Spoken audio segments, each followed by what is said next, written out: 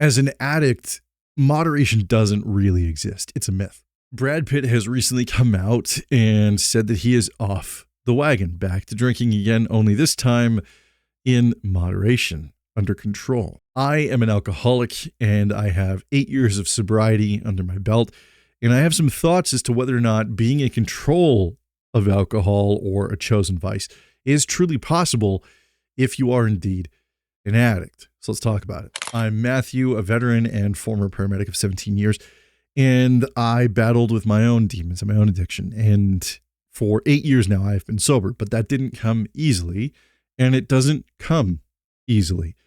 I have battled with the desire to drink almost every day. It's not as bad as it was back when I first got out, but for me, one of the first cautionary bits of information I got when I got to rehab and I started talking to people that had some time in sobriety was that this false sense of control, this false sense of security that you get over a period of time spent in recovery. And when you leave rehab, you feel pretty good. You feel stronger. You've been nourished by really good food, by really good people, and you go back out into the world, and now it's your job to use those supports that you've learned about, those things that you have learned in recovery, and you are to use them in the real world and apply them to real world circumstances. And in doing so, you live a life of recovery. And when I heard about Brad Pitt, I wanted to do some research because the recovery world is in a tizzy, man. There is judgments coming in left and right. And I want to tell you right now, I'm not here to critique or judge Brad Pitt himself. And I'm not here to judge Brad Pitt as an addict because I don't know if he is an addict. I have not found anything in the public space where he is openly admitted to being an addict. I've read a lot where he has admitted to having issues with alcohol, with overindulgence, with regret, with overusage, with calling himself a professional when it comes to drinking. But I've never heard him use the term addict. And so I don't think it's fair that we wholly apply that here as well, because it's not somebody else's job to tell you that you're an addict. You really do need to come to that on your own. And that usually comes from a lot of failure, a lot of rock bottom, and a lot of personal deliberation. And yeah, of course, some help of some professionals and friends and loved ones along the way. So with that said, let's hear what Brad Pitt has to say about this whole thing. No one gets past this without a fight. No one. This morning, Brad Pitt opening up about no longer being sober after 7 years of sobriety. It's okay. 7 years is not easy, man. 7 years is not a short period of time. In the grand scheme of life, possibly, but in the world of addiction, 7 years is a very, very, very long time in recovery. Come on, just a bad dream. In a new interview with Esquire discussing, in part, his upcoming movie, Heart of the Beast. The 62-year-old actor-producer saying, I was sober for 7 years, and then I got back off the wagon in a more restrained manner. So in a more restrained manner, let's talk about that a little bit. In a more restrained manner, this is what I was talking about, that you come out with some confidence, that you have some belief of control over your chosen vice. In this case, it's alcohol. And for me, it was alcohol. It's in the world of it as an addict, restrain and a controlled manner is a myth. It doesn't exist. To continue using your chosen vice as an addict, all you are doing, whether it's constrained, whether it's modified, or whether it's, completely seen as reasonable in the societal spectrum, all it is a continued excuse and reason to continue using. That's not said with judgment. That is just simply a fact. Addiction is one of those things that you continue doing even at a detriment to yourself. Right? That is the pinnacle of addiction. You keep doing the thing that harms you, even though you know it harms you, you have to keep doing it anyway. And that could be any number of things. It could be harming your bank account. It could be harming your relationships. It could be harming your health. It could be harming legality, right? You could drink and drive, get DUIs and things like that. There are many, many different ways that alcohol and addiction of alcohol can harm you without being the fireworks and cataclysmic end of things.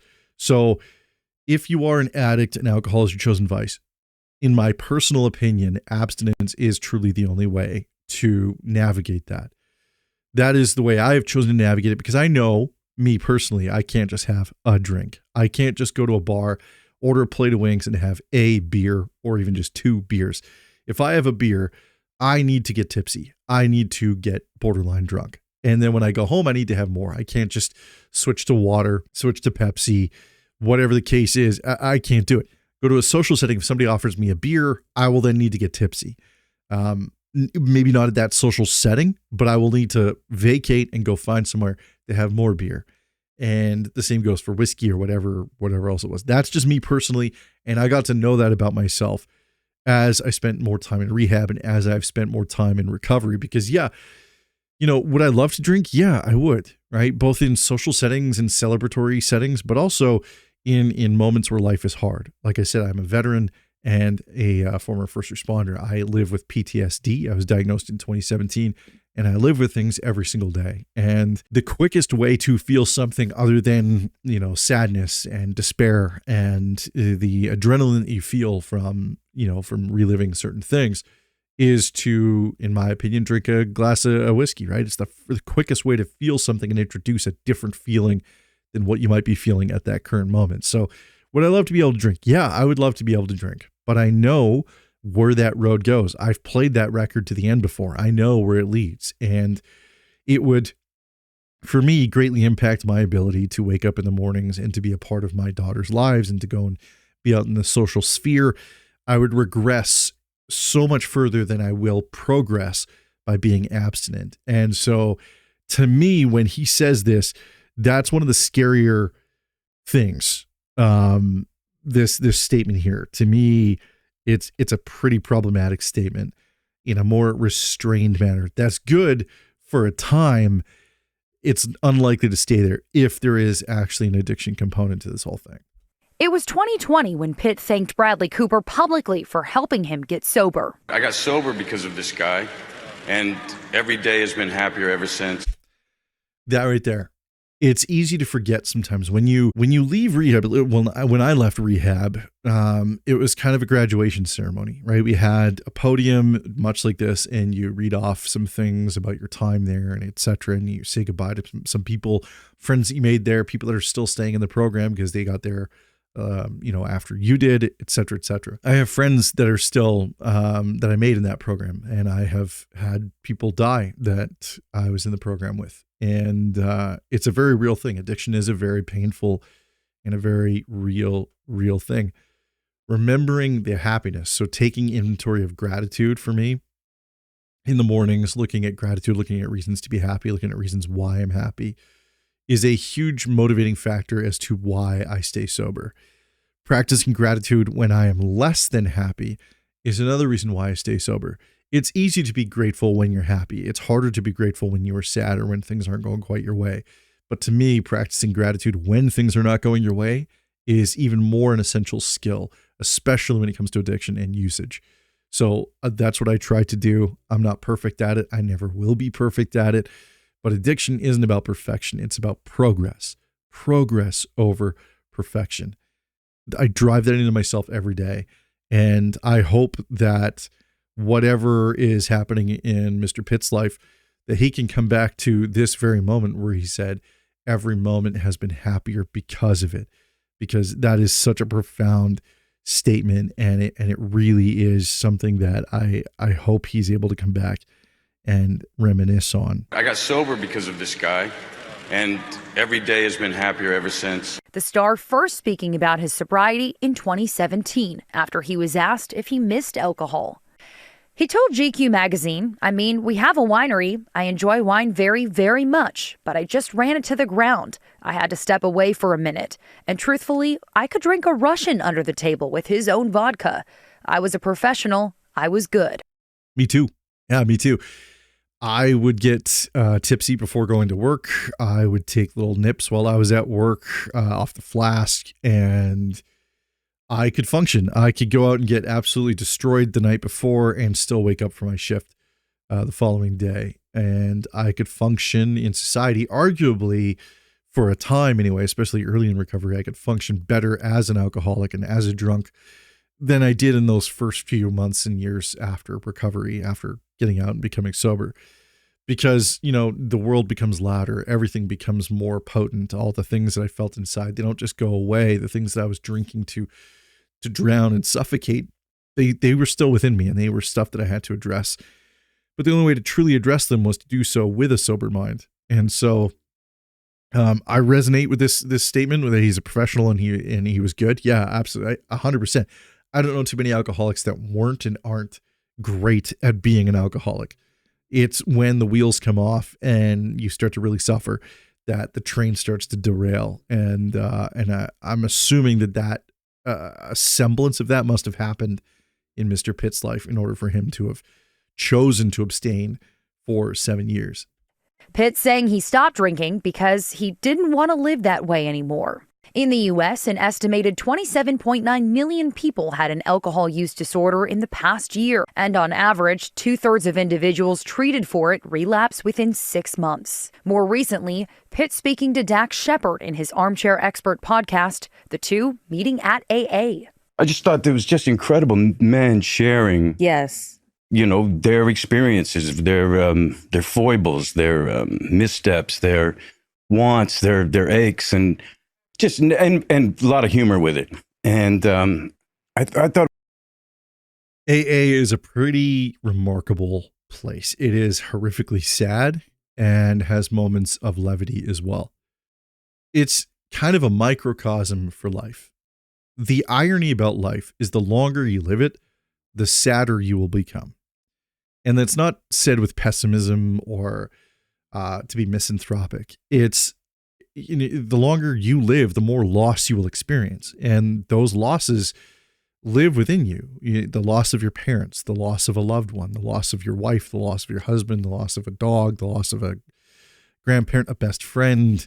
These things stay with you. If you're the one that lives, they stay with you. And they don't go anywhere, and they will always be sad. It's just the sadness doesn't have to lead your life. It doesn't have to lead your everyday.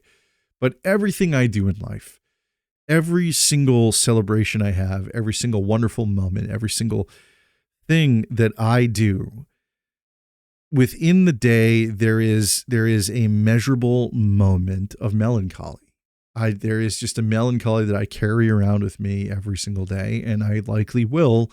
And the longer I live, the more of that I will endure, and the more of that I will have to carry around. That's life. There is no avoiding that. I mean, we can try to use alcohol to avoid it. I used alcohol for many years to avoid the pain of what I was experiencing on the road and the losses of my friends in the military and the trauma I went through as a kid and my mother's suicide and my sister's suicide.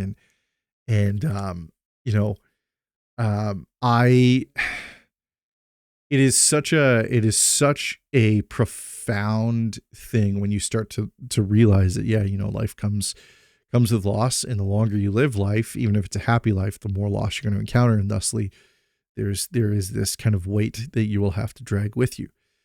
But that weight doesn't have to lead the way, and it also doesn't have to be an anchor either. Much like going to the gym, you learn to do repetitions to get stronger, to be able to carry more weight.